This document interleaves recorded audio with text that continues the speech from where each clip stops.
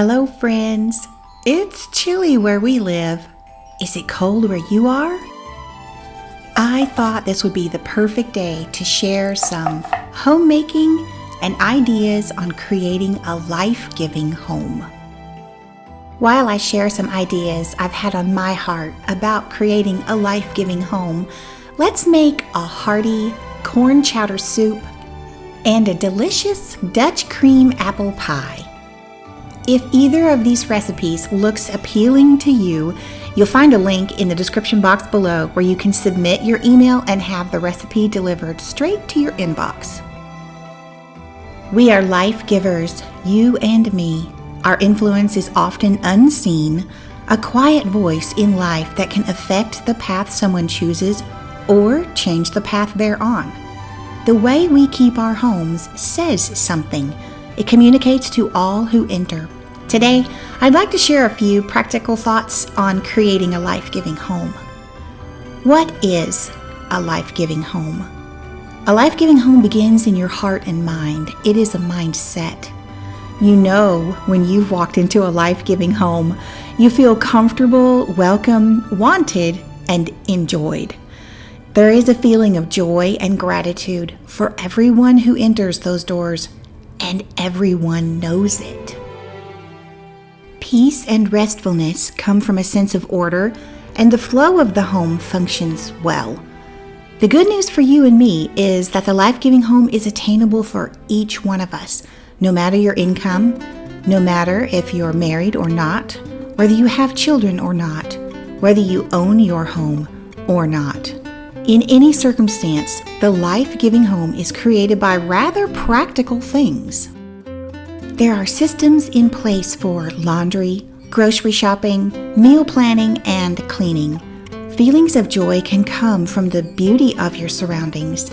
A pleasant-looking room in reasonable order brings peace.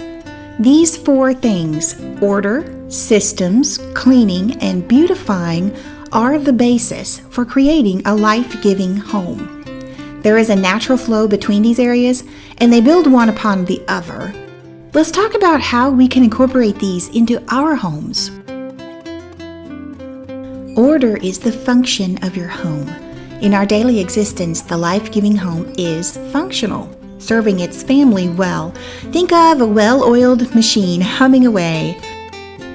The easiest way to organize your home is, no surprise, having less to organize. Beginning in January 2024, Matt and I had planned on doing a very large remodel in our home. This would facilitate getting rid of quite a few things. As I began the process of evaluating and sorting all of our things in this particular room, I decided I would count, and I really thought it would be fun to see if I could reach 500 items. Surprisingly, just a few days later, Dawn from The Minimal Mom, a YouTuber that I enjoy watching, came out with a video on decluttering 500 items. Her video was inspiring, and I will link it for you below.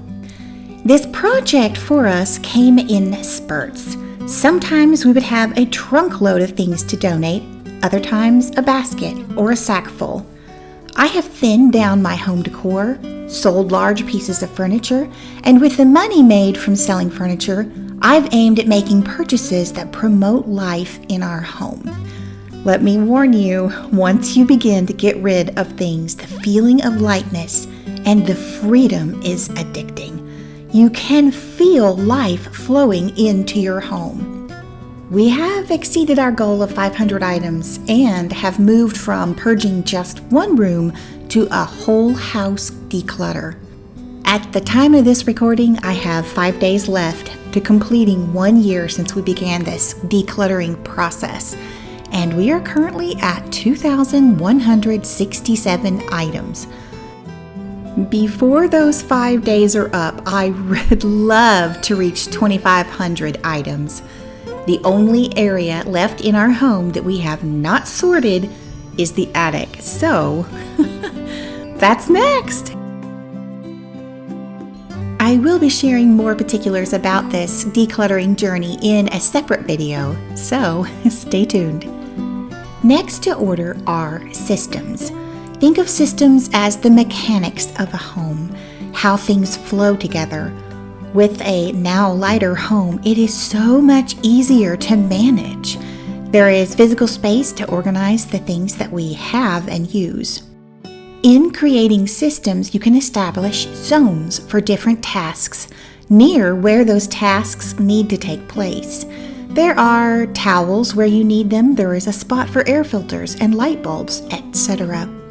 You have room to store the stuff and create a more peaceful atmosphere.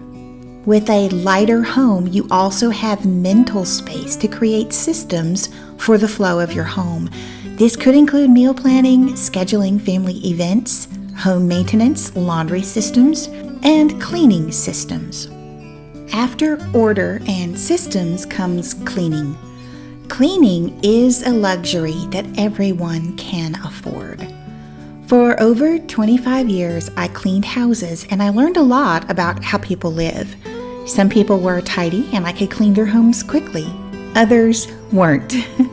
One couple with grown children for whom I cleaned lived in a state of disaster. So picture this. In the kitchen, countertop, sink, and island were piled with a combination of dirty dishes, pantry goods, and several partially eaten meals.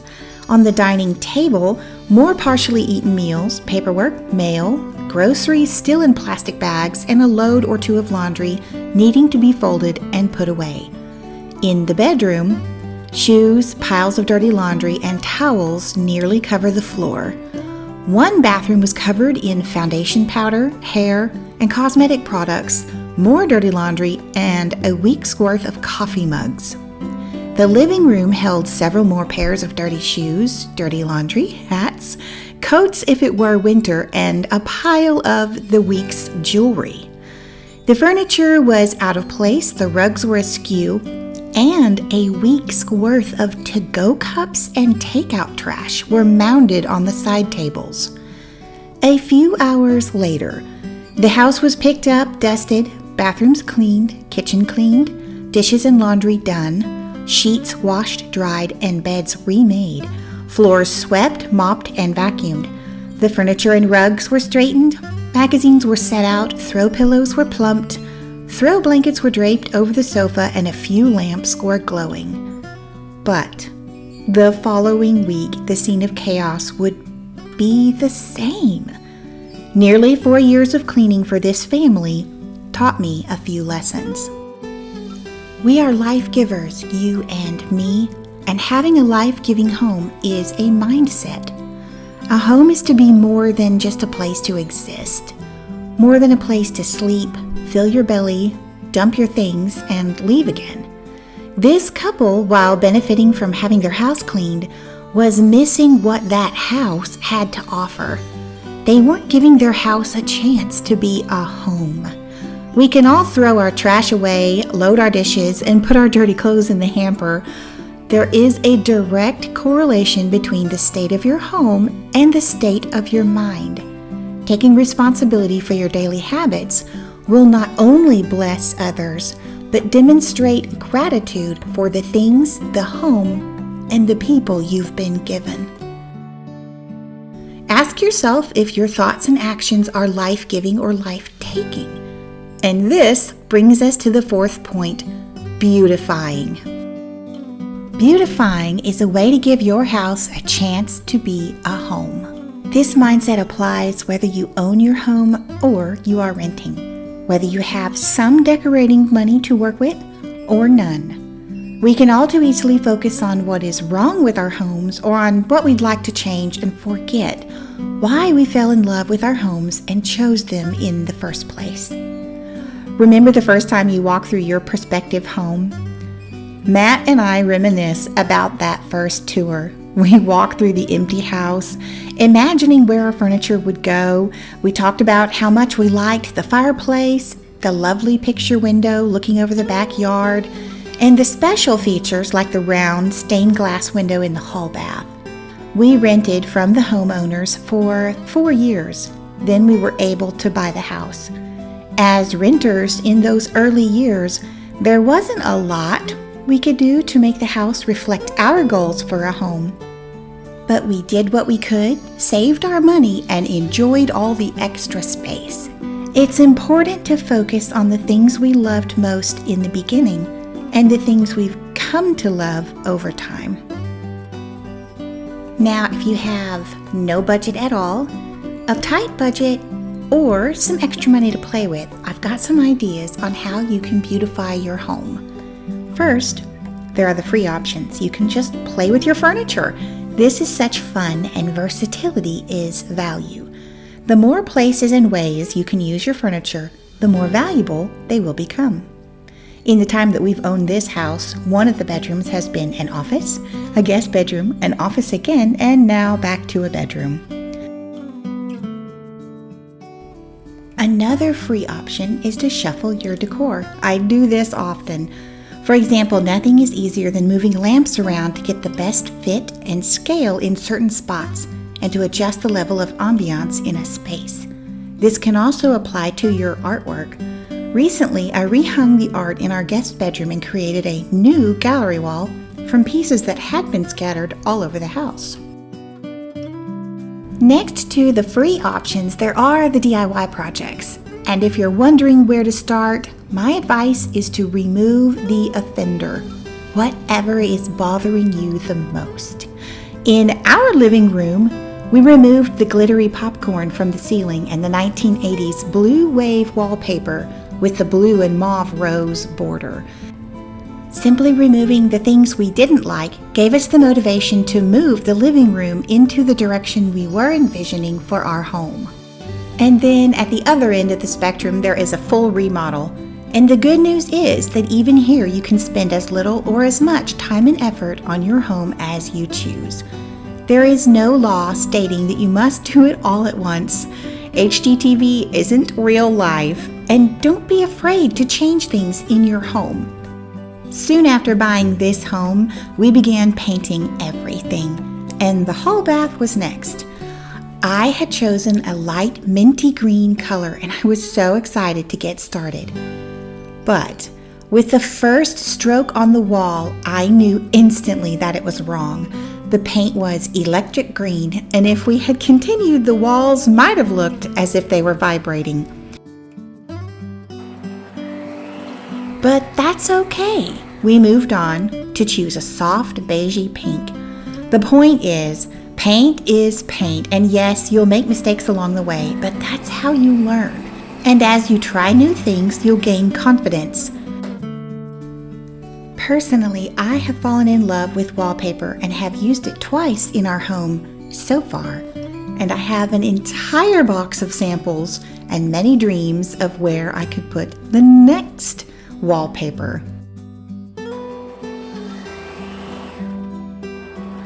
In summary, I would like to share my closing thought, which is, build well, build slowly. Consider the creation of a life-giving home as a journey. It doesn't happen right away, and you shouldn't expect that. I don't imagine you're going to pitch 500 things and rearrange the furniture or start painting a wall this week. Creating a life-giving home is a lifelong process.